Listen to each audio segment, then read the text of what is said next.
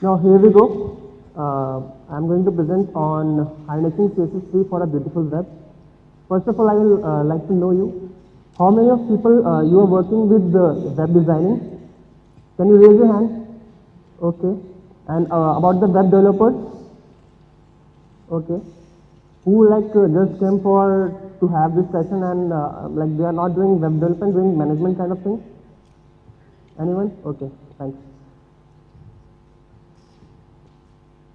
Since I've been working with web for more than 3 years, so especially I've designed my presentation in browser itself because I think that is more it's more easier for me to have the information straight to you rather to use a PowerPoint or PDF.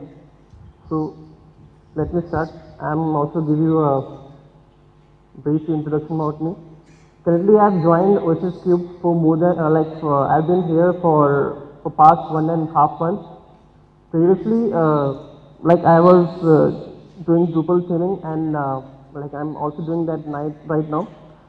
And I was a Blender 3D animator previously. So I've worked in animation domain for 1 year.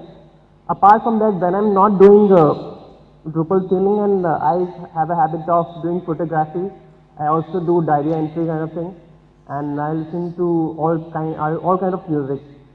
Okay. And if you want to explore, like I have lots of diving interests. I have my site running live at gauramishra.com. And though I know not frequently update that site, you can check the right side bar of it. I have placed certain links. You will get a lot of references which I do. So that's it.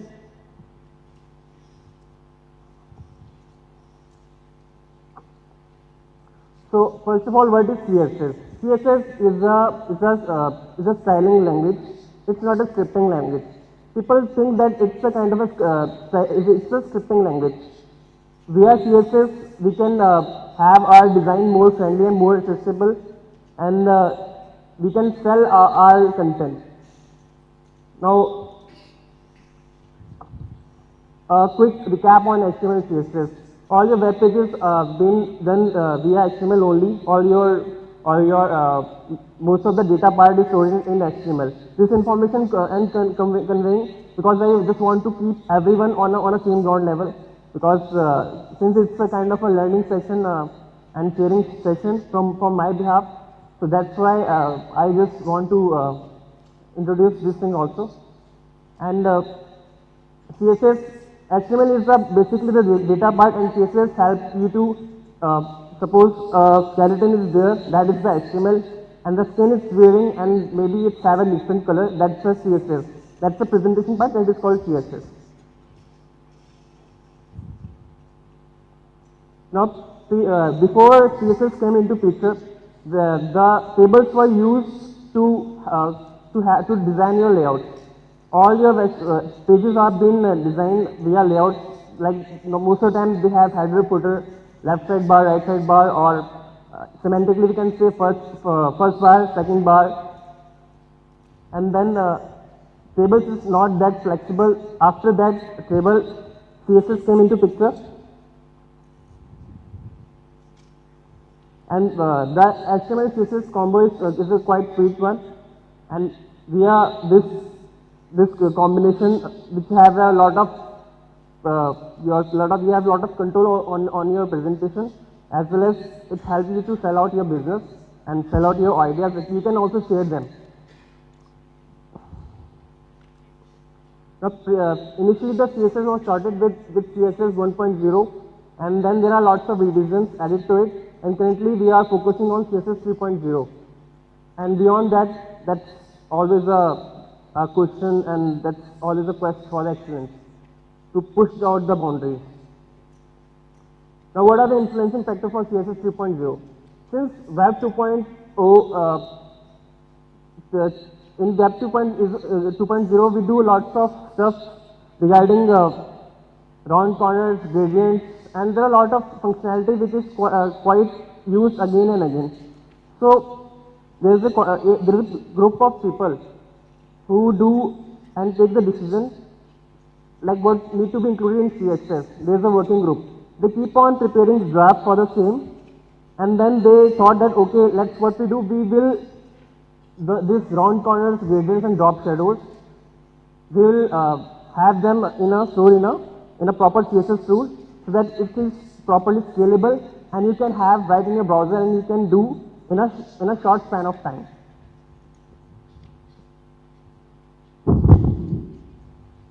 Now this is a CSS3 working group.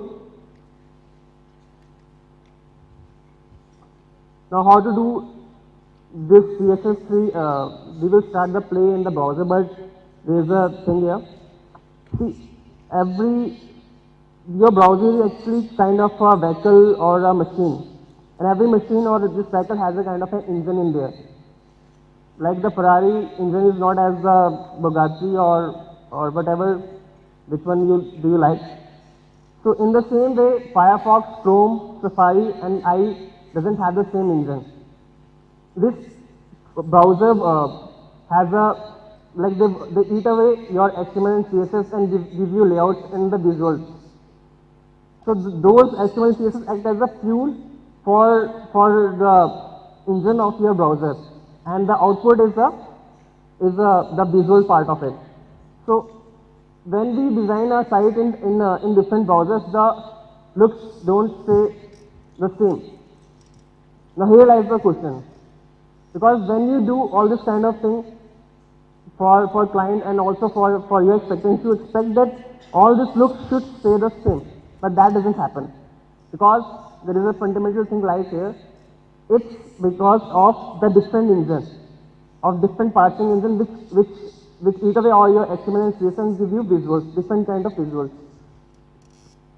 So and interestingly, IE6 is not equal to IE7 and it's not equal to IE8, and recently IE9 is been launched in a test in a beta form, and I've just before this event was in a process, just one or 2 days beyond before that, Microsoft was doing certain some promotion regarding IE9. So there is a site called beautyoftheweb.com. If you want to see the new IE9, you can check that, and it's very important for me to highlight the same. We'll continue that. Since I've said that your website won't look the same, so what we can do? The look of the page you design in IE is not the same on Firefox. It's not, maybe it's somewhat same but not the same. So what we can do? We can make use of progressive enhancement. What does that mean? Though the site will not look like exactly the same, but it will give a healthy user experience to the end user, so that he can carry out his work or task efficiently. Maybe the visuals may not appeal to him to that extent, but still he can carry out his task. Now, I have just done in a browser. It's a real-time border. It is being generated in front of you. That doesn't use images at all. You can also make use of the images to do that. But why I am showing it to you? The reason is I have just written 3 lines for them. The most border radius refers to the Firefox. The website refers to the Safari. And the border radius is the standard declaration by the CSS committee. CSS3 is there, and that is the standard way. And it's been used by the Opera 10.5. IE9 is also rendering the border radius, Safari 5 and Chrome. Chrome will use this one, website border radius. So initially, if like there are a lot of designers who also in love with border radius, and maybe their intention is there, and maybe the client asks based upon the design. So initially we have to write lot of markup and lot of data. Now when this CSS3 has come into picture, all those lines seems to be very ugly. Previously, which help us to we rely on them, but now with the advent of CSS3, this line this this three lines been magical for any designer, any developer.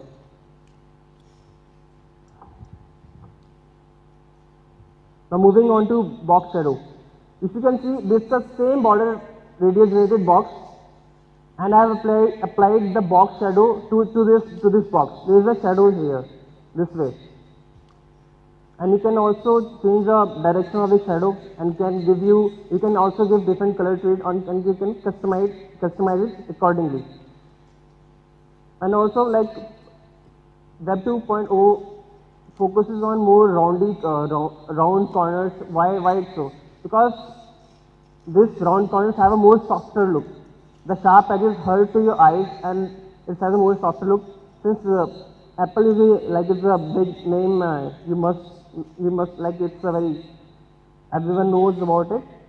If you see the shape of the iPhone or any electronic component, it's been rounded because that doesn't hurt to your hands also, and it's give you a very sleek look.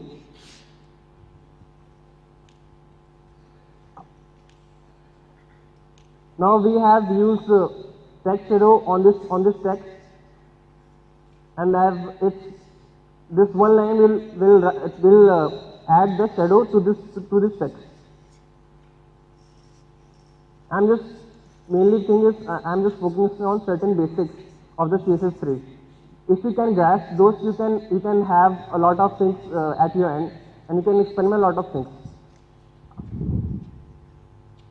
Now, this is the real-time CSS3 gradient that's in your browser. I have not used any image for it. Like when I worked on this presentation, I have not even touched the Photoshop. That doesn't have in my system also. And I have just used the OSS Cube image that I have with me, that I have not even tweaked that. I have just placed it here. And for this to generate this kind of gradient, you need to write that code. And also, this code is written in a way that the outdated browser also does not suffer from the end user perspective. So this one will work fine in Firefox. This will work in Chrome, and it will also render gracefully in i6 and i7. And there is also code below it, which you cannot able to see, but you can always check that out if you want to have a urge to learn more.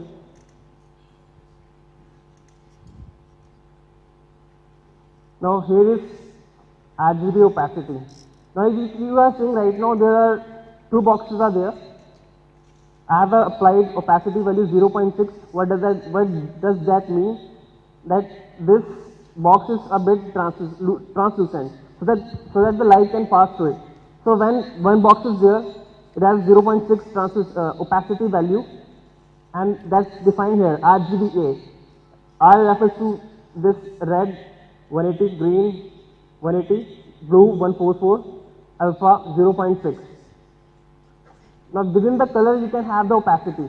So we have two boxes, and I've applied same 0.6 opacity to them via background color, and there is when these two of them overlap at this common intersection point, both of this opacity value intersect at that point.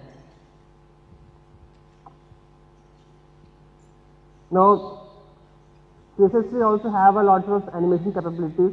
There are a lot of demos also there on the net. Unfortunately, we have some net issues, so I cannot show it to you. So if I move my mouse over to this box, what will happen? See, it will rotate. It's a very basic one. So, and there is also apart from this rotation, there is also you can also transform your box.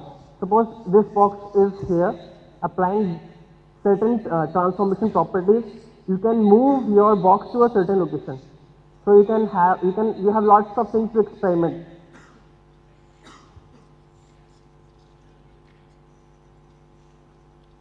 So what we have not covered in this one, and what just other things you need to be explored. You can have multiple background images to a same box, to a same div or same box. Since your your web layout is sort of a Lego bricks, and it's been have a more modular approach. So for see if this is a screen, and I want to have different background image on this same box, I can also do via CSS3. I have not covered because of certain reason. And CSS3 also helps you to do grid-based layout. Previously, the sites were not designed keeping in terms the grids. Where you see the grids most of the time. When you read the newspaper or the magazines, all your layouts being done in a grid fashion. So that's why this why UI Yahoo user interface grid system has been come up, and there are lots of grid system are there. Like last year, I also given a presentation on 960 grid streaming via Drupal, and there is lots of way you can do grid-based streaming, and in grid-based system, all your content being lined up in a certain fashion, and all your content being is up at a certain distance with different content. So you can, and the main crux of the grid-based system is, if you don't want to go into the major terminology, the crux is this: you can scan the information and meaning well, and you can digest that same. And also we have media queries at our end. What does that mean? If I written certain CSS3 rules via media queries, I have a website running at my desktop without touching the layout or anything. That same layout can also run on your iPhone. It is just because of adding certain lines. That will work. You will not need to do major stuff. So for the person who takes the decision of the business and how this thing can affect, it can help you to do your estimation more precisely and more accurately, because you are saving time. You know, okay, using this I can save that much time.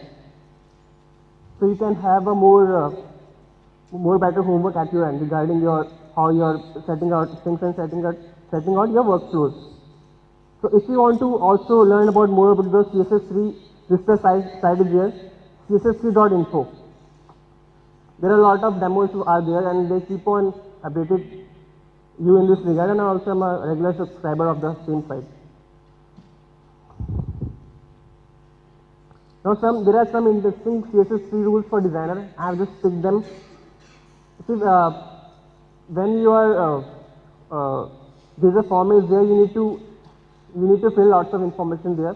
Suppose the input text field is disabled or enabled.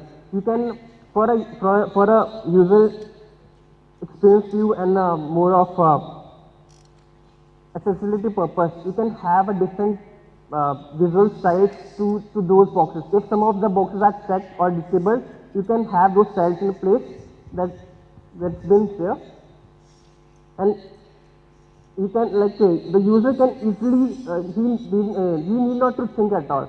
Like the web usability says, what I have learned from the past years, there's a line from Steve Krug. He says, don't let the user think, because you are coming to web with a certain motive. If you are again going to think that what's the purpose of that, you can also go for the library or certain big, you can read a big encyclopedia, but that's not the case. We go to the web, scan the page, and click. That's it. Game over.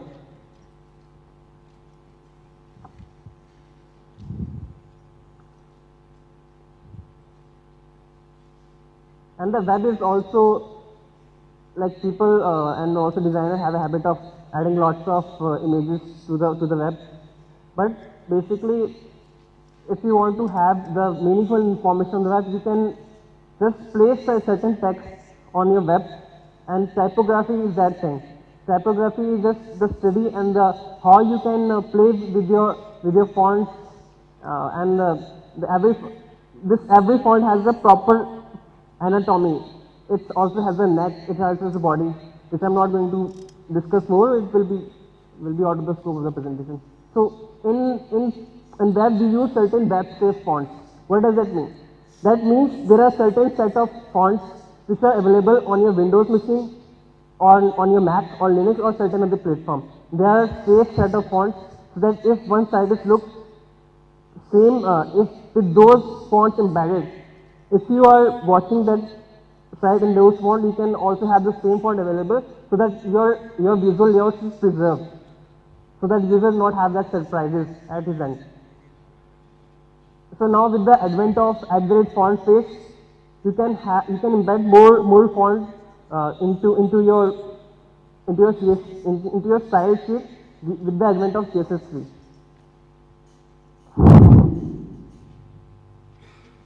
Now why adopt CSS3? This is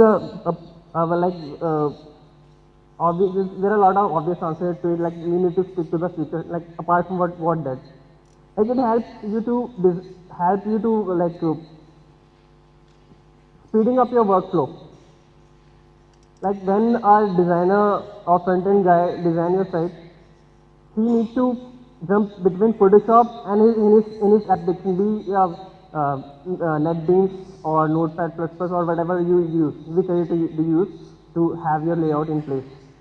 So there is switching between those applications, and the Adobe Photoshop or GIMP or any other multimedia image editing application take a lot of resource from your system and end up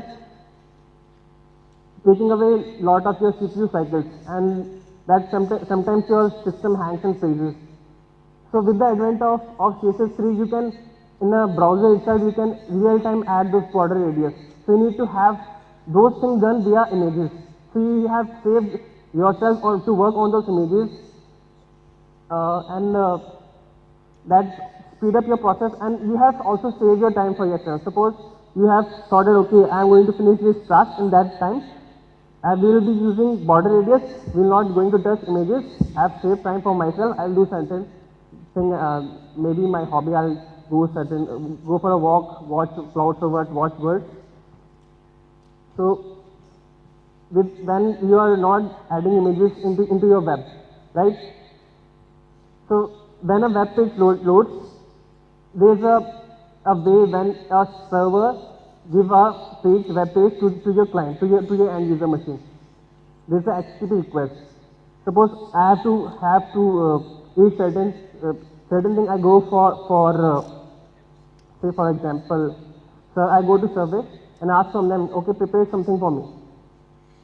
So that processing time of whatever vegetables I want, they can get me delivered in a short span of time. So you can have time saving activity in a place, and what's the reward for the same, that Google index you better. The better the faster and how efficiently your page shows up, the Google index you better. So SEO perspective wise, it's also good. And also images are bulkier in nature. Say for example, 57 KB is images there, and this CSS3 files, this also CSS3 rules, if you can write, this maybe just 3-4 KBs or 5-6 KBs depending upon what are your rules you can have. So you can always save your, you can also save your, you can save yourself from working on the images. And apart from that, there is also increased usability and accessibility. Since I have discussed about the media queries, if you have placed your layout and you know that, okay, after adding these rules, my site will also work on iPhone or on other application. So for accessibility point of view, it's also good. And using CSS3 animation rules, you can also avoid Flash and JavaScript. Like also, I just want to share this thing. Previously, slideshow been done via Flash only. Then after that, the jQuery comes up, and all those slides and fancy things been done in jQuery only, and that's been spiked up by CSS3 rules. So I have also given us a brief demo on the CSS3 animation, like this one. It's a like very shorter one. So after experimenting, after doing lots of things at your end, you can have more nicer animation at your end. that will work across the browser, and also with the Flash, you need to certainly sometimes you need to upgrade the Flash pair. So with the advent of CSS3, it's very open. So you need not to again upgrade the Flash thing, and you can get away from this. So also it helps you to save your you need to write less code, smarter code, and helps you to in a better production and deployment and development time. That's all the time saving you are doing in all those life cycles. And last year there is also there is section on Drupal scalability. I have just talked with Dennis Lafont of Capgemini. So he said that irrespective how you set up your infrastructure, it is always cool for scalability purpose that front end is done nicely. So this presentation also asked me how to do those things nicely. There are a lot of aspects to it, but the trick is if you can use CSS, it is going to very good for you. And also when you use there is also a thing called content delivery network or some image sharing network. What the image sharing network do? Your content is on a different server and images are on different server. You have used that much images that you have to set up that you need to push your images on a different server. So if you can minimize or save, at least you can save or minimize, you can avoid those using those servers. At least like saving is always a nice thing in terms of web. And these are the resources and links that to be considered while designing the browser methodology. This slideshow being designed in browser, I have used this Notepad, Firebug and ColorZilla. Firebug and ColorZilla are just add-ons are there by Firefox, and as the experienced designer out there and developers out there, you must be using Firefox as your primary development browser. So these are all the links where you can have the border radius and box radius being generated in a real time. See, when we work in Photoshop or in any other application, you have those images and you are going to convert in the same. So why not it's good to have those things readily in the browser, so you can cut down those workflows, and always good to have save time rather than stuck into that. So these are the links. For future reference, I will be uploading them, or you can also search for them. It's free. Or you can have just this link only, csstplease.com. This site been done by the creator of the Firebug, John Havitt, if I remember it right, and also one more guy is there. So 2 or 3 teams people are working on this site, csstplease.com, and they have all the box shadows and border radius and all the CSS3 alternatives in a cross-browser fashion. So to design this slide, I have used if you can run this site on IE9 or IE8 or on the different browsers, at least if the visuals are not that exactly to the same, but the information content is there, so that you can get the feel of what I'm talking about. So that I have covered. I have not used PowerPoint, PDF, done in browser, Firefox, just love it. It's based upon the cross-browser implementation. A slideshow system by Eric Mears is a global voice in CSS3 and designing things. So I have used this application that is available freely under this toolbox, and it's used HTML, CSS, and JS only. And there is a terminology called design in the browser that's originally coined by Andy Clark, stuffandnonsense.co.uk. And I'm also implemented that and also following the same. This code been done in Notepad, ColorZilla, I have used Firebug, and I have not used much of the images. I've just things straight to the point. And when I was, it's also kind of a small mini kind of application which I have just extended. So first of all, I have designed the same, refined and tested, and if the more refinements are needed, I again started the loop. to like uh, refinements is always good if you want to have a earth port in a place. The potter just place the hand across that pot and give it a shape and then define that so that you can have more feel of what he is going to make. So some spotlight points that I want to mention here that Firebug is a choice for front end development stuff for front end guys. Why it's so? Because Firebug the application that we use to have the debugging of the layout and all those things. It's well very nicely with the Firefox. And if you can search in the net, there is a article by that same guy John Havitt, Firebug a love story, and you can see that how he just write such a beautiful application and help you to generate a pixel perfect layout and speed up the whole of the web development process. And I have certain points regarding different browsers that Chrome is fast with a sleek look, better usability, and the next version of Firefox and including IE9 had copied this new tab kind of look from Chrome. This one, I'm going to show you.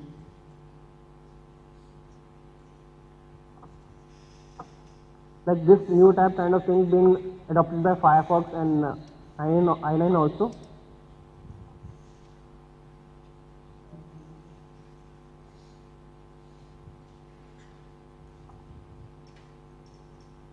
And it's like quite now there is also quite different love story with i6 also, i6, i7 and i8. Like it's always a bit of challenging working with these browsers and to have a same layout and cross browser in place. You need to always challenge yourself. But with the advent of IE9, like things will change. And when I saw that Microsoft is going to be interoperability partner, I thought why not they can harness this event to publicize IE9 because it will help to make the web more beautiful. Because designers have a lot of rejecting stories with IE9 with the client hammering on their head. So when if IE9 they can also publish with IE9, it also is nicer for them. And since hope should be live, we have IE9, barebone bird, it's flying, but yeah, eagles soar above the clouds. So question time. Questions? Yeah. So yeah. We used That's the real world actually. We used to code in Firefox, but you have to face the reality in i6, i7, i8. Yeah. So I just wanted to know that is there some sort of a way that we still can code in this CSS3, but our code should be compatible for other not decent browsers.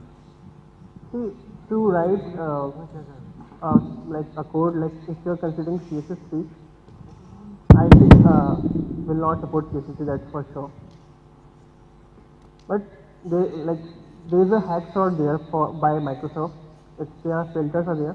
When I've just presented this slide in front of you, there are certain lines which pointed to those filters. They don't work to that extent exactly, but at least they will give you certain output. And yes, there are workarounds for that. Maybe I'm going for a next section, but yeah, that's not an excuse.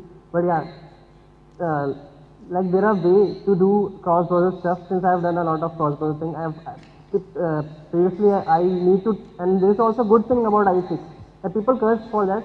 If certain application is going to work in i6, you should be sure that it's going to work in most of the browsers. And though I'm not saying that okay, that's truth, okay, that's a god. No, but the majority is kind of that.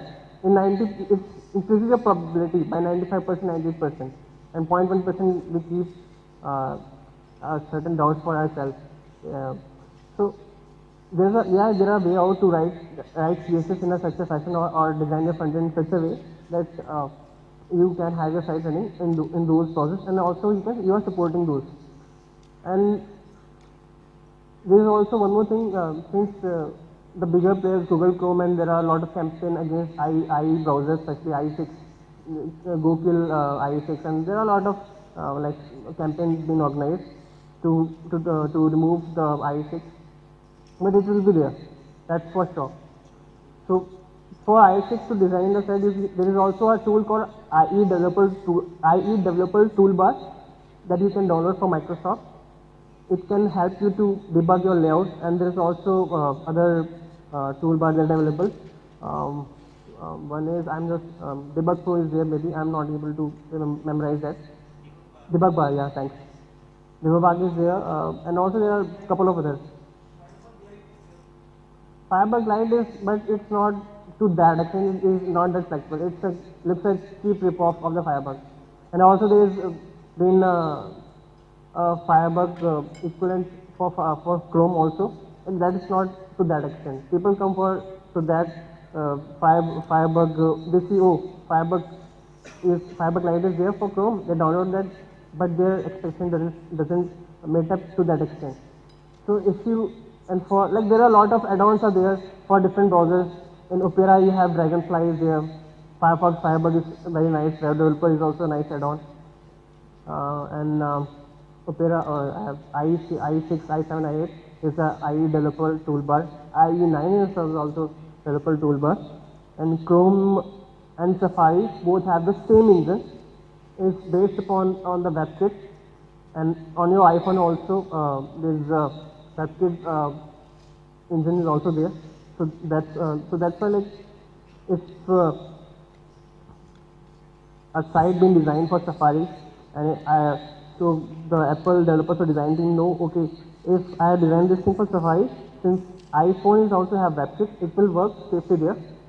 They will need to do certain tricks for it. They need to pull in those media queries there so that they can adjust the layout onto that viewport. So that's a lot of saving time. But yes, the answer to my question is that there are ways to write cross-browser CSS and to cross-browser layout, and I've done most of the time. Yeah. These are not very much successful. I personally also don't use those. But in case you want to have those things in space, you can use it with certain. You have applied. Suppose just give an example. Recently there was one issue that comes up. I need to have, since CSS3 has box shadows, IE6 also filter has a box shadow, but it doesn't give you that look. So for that thing, you can ask your client, okay, if he is okay with that look, if they're okay with it, or if they can pass it, it's okay. But if some functionality kind of thing comes up and that cross-browser IE6 issue or bug is affecting layout, so you need to plan out certain strategies for the same. So you need to again work that out versus how to come out of that puzzle.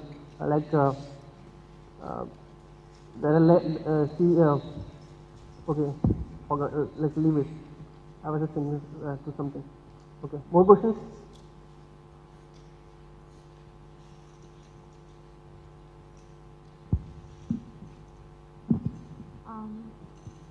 Yeah. Is this CSS3 compatible with all browsers? With the latest browsers, yeah, it is. With the latest ones, Yeah. not with IE6, 7 and 8. No, they are not. So as you mentioned, we can do with images using CSS3. That is definitely going to save a lot of bandwidth and speed up the page. But since it's not compatible with IE6, 7 and 8, in that case I'll have to maintain 2 copies of my CSS. Won't it be like that? See, Yeah. one for the IE6, 7 and 8, and the other one for this Firefox and IE9 and all. So wouldn't that be difficult to maintain? No, it is easier to maintain.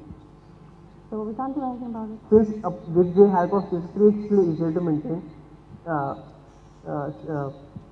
And IE9 is also there. See,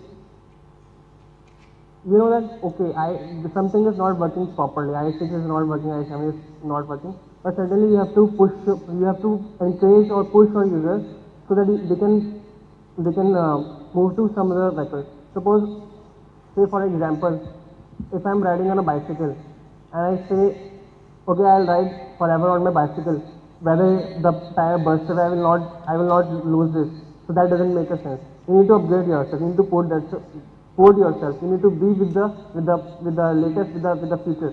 See, I think users are not, so flexible and so easy to. I mean, it's not easy to ask You need to move on tell others. them. You need to understand them. If you are not able to understand them, that's your problem because you are not that understandable enough. You need to ask them. Okay, use this. We have to force them to use it. You don't force them. If you are forcing someone, that will not work out. You need to always encourage people. Okay. Sorry. Still, many people use IE6, I understand. What I'm saying is, if I have a web page and I want my web page to work perfectly and render perfectly in all the browsers so that I can cater to a larger audience, I need to maintain the You can copies do of this CSS. connection offline. I said that with working in I browser, it's a different love story. We can carry out with the same. This folder.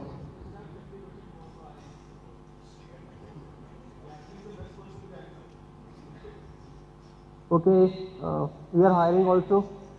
You can also meet us at the booth outside and also email your resume if you want to work with us, careerfair.com. And if you want to tweet with your speaker, here I am, Gaurav Mishra. And small I is as beautiful as simple to capital I if you think in terms of typography. I prefer using smaller I because it appeals to me and it reminds me of a certain character is there and the hand is like this I. Or you can say it's maybe it's flying with hands down. Now this I have created because we have some issues in the internet. So I have designed this logo purely in CSS3, and I have designed this post using border radius, and it works fine in Opera, Safari, Chrome, and Firefox. And I've also, if you like, I've also tested this my presentation in IE9, but there were some issues are there. The JavaScript was not working fine, so that's why some issues popped up. I just skipped that. As I was planning, I was going to showcase this presentation in IE9. So you can see, okay, that will give you answer. Okay, how much IE9 supports the CSS3. So this logo been done in purely in CSS3 and also rotation properties used to give this twist. And I've done in 30 to 35 minutes. And you can also harness CSS3 for a beautiful wrap. Should be clean enough. I'm not forcing anyone. That's hope.